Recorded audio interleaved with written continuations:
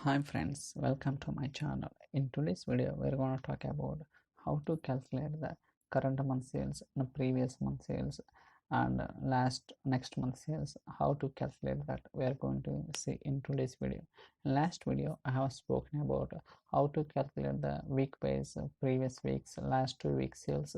So I explain in detail. So please try to watch so that you'll get more understanding on what I'm talking in today's video. Let's go to the Power BI desktop. There we can understand the today's video demo. So for timing, already I have designed the report. So I will try to explain each and every step what I have done here. So before getting into the details of the report, let me explain. So what are the tables I have imported from the Excel to create this report? So dim customer, dim geography, dim product, dim sales territory, and dim date, product category, subcategory, fact internet sales. So these are the tables I have imported from the Excel, and also we'll try to look into what kind of relationship we have established between these dimension tables and fact tables. So just collapse this to scroll down a little bit. Now we can see that already we have established a relationship between the dimension tables and fact tables. So we'll try to focus on one dimension table and fact table. So if you place the mouse or any between one of them, so you will see some kind of color highlighting. It means that we have the relationship between that key. So it's like a one direction to the main direction. So the filter propagation has been flowing from one direction to the main direction. Likewise, we have established the relationship between these dimension tables and fact tables. So understanding relationship, it's very important. So for timing, we'll try to focus on the report. Go to the report tab here. So if you look at here, what I've done here, so based on the year selection and month selection, I want to see the what was the month we have selected. With respect to that, we were showing current month sales and last month sales, as well as last 2 months sales, and also next month sales. With respect to all these are working based on the with respect to the current selection.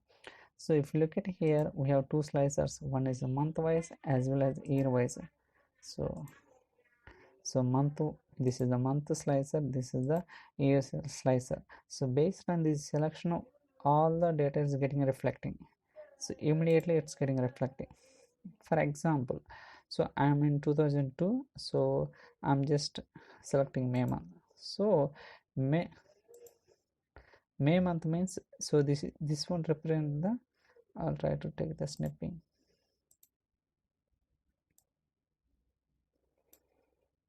Here it is. Okay, so this is the May month sales. Okay, so this one is June month sales, this one is April, this one is March month sales. So likewise, based on this with respect to this year, so this one is applicable to all four. So with respect to the current month selection, we are representing four values. One is current month, last 2 months, and next month.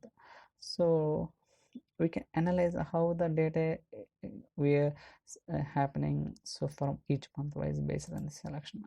And also we can see that instead of displaying visual level, we can do at chart level also. Excuse me. So chart level also.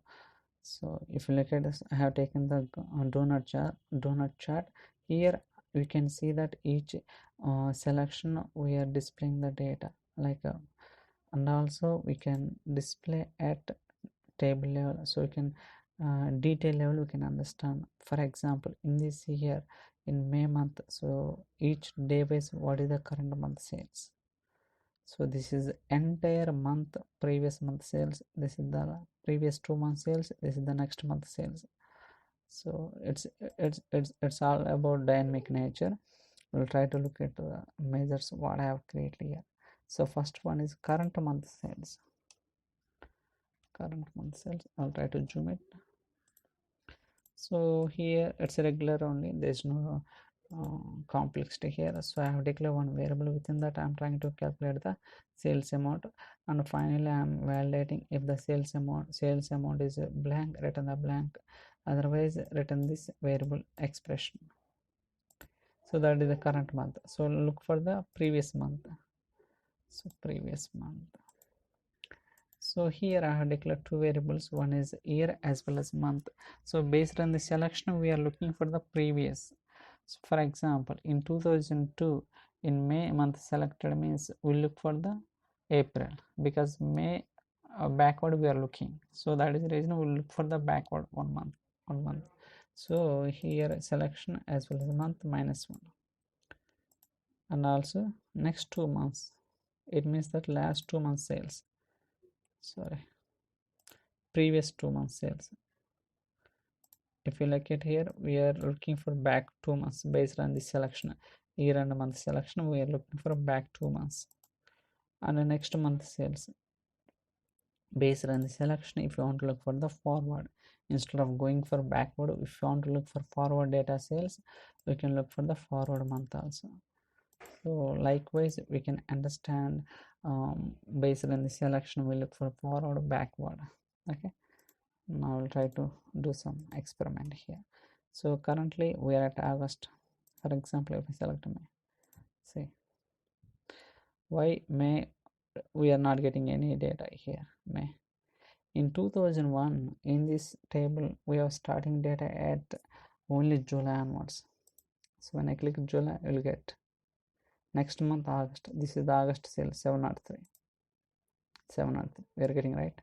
So we have only July, so that is 1 month previous, but this one is represented June month. That is the reason we are getting blank. If I click on September, so this is the September, this is October, this is August, this is the July. So that's why we are getting all the values.